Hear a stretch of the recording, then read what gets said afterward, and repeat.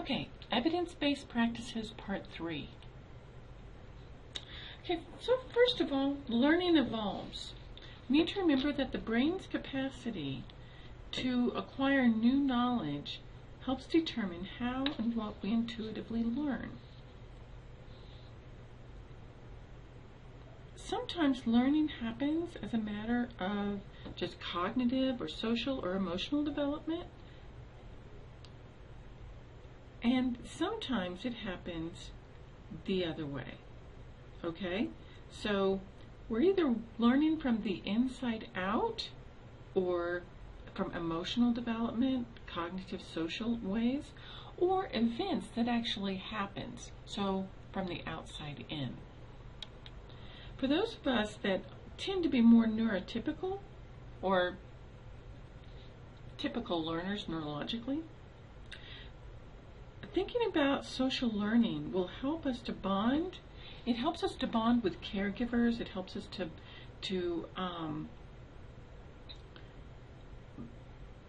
work through issues early in life, and then it paves the way for language development, as well as more advanced types of relationships and having a better understanding of abstract social concepts.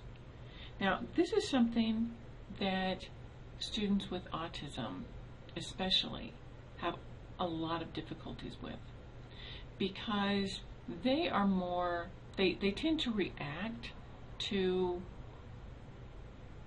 events from the outside, and so they have a lot more difficulty with this outside in kind of learning. So we have to remember that social learning is a process. So it evolves naturally, and it starts at birth and it continues through the lifespan. So we never really stop learning.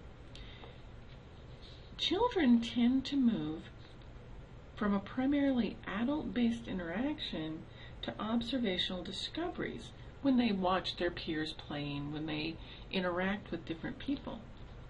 So play is a developmental milestone which also encourages other relevant skills to emerge, such as cooperation, perspective taking, emotional regard for others.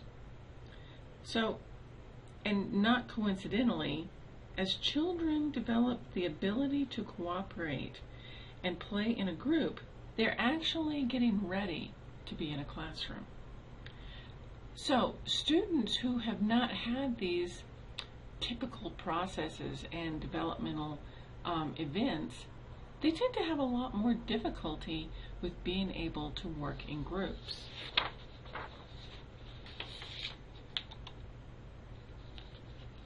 So what we've done, I've put this together in the prospect of a learning tree. Okay, so we have joint attention, and this includes reading the intentions of others and being able to pay attention to other people and the environment. Emotional sharing and reciprocity. What we call central coherence. So getting the gist of the message, okay? And sometimes students with autism have difficulties with this because they're so linear. Okay, they're very concrete thinkers. So getting the gist of a message can sometimes be difficulty. Then we have what we call theory of mind, which means that you're interpreting something that you know differently from me. So something, we might know the same concept, but you understand it differently than I do. Executive functioning, this is the ability to process and respond to a lot of different things. So this is the multitasking functioning aspect of our brain. Sensory integration, being able to filter out sensory information or being able to use it, because it helps us to stay aware. And then cognition and language. So as we're going to start at the roots, and the foundation, and this is the foundation of where our social learning grows from. So research indicates that social development begins prior to birth and emerges in the early days of life as babies start pursuing social learning through their daily experiences. And it's at this level that social learning is typically delivered neurologically. Okay, so that's when we start our development. And as the young brain matures, it maximizes this learning through experience and incidental practice.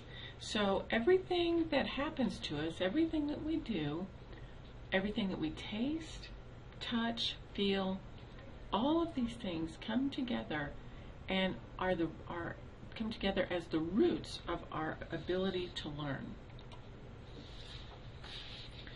So then the roots kind of grow up into the trunk of the tree. Never really thought of a trunk as being a root, but really it's kind of like the brainstem of the root system.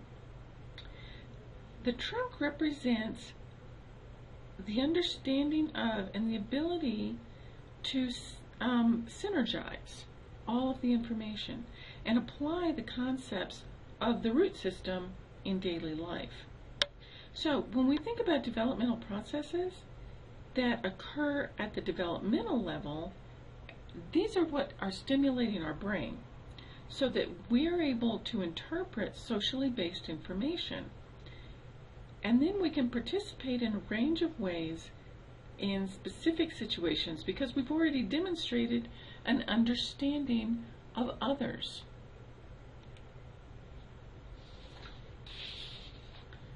Okay, then we have the branches. Now, the branches have to do with reading comprehension of literature, so this means that we're going to be able to analyze information. Written and oral expression, so we're going to be able to pick out a main idea and summarize it. Self and project organization. Again, we're back to the executive functioning issues.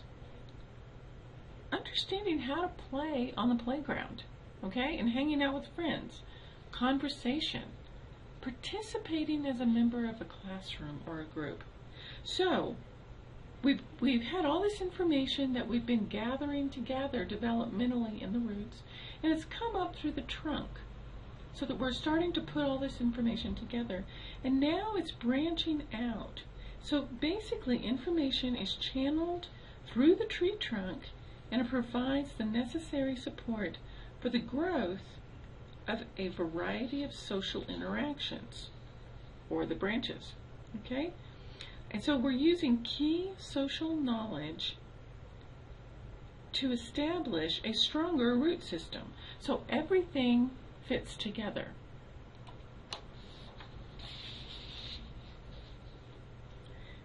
Well, then we have to move on to the leaves. The leaves are like definable concepts and skills that we use to engage in each of the larger concepts that are represented by the branch. So, for example, the leaves on a branch are related to playground play would also involve all the different concepts and skills that you have to use to play, such as turn taking, allowing someone else to choose a game, coping with rule changes, coping with any changes,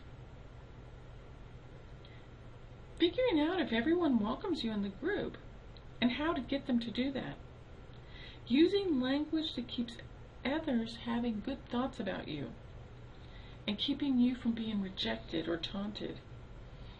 So it's often in the leaves that we observe the problems and write treatment goals to address the weak growth of branches, trunks, and roots.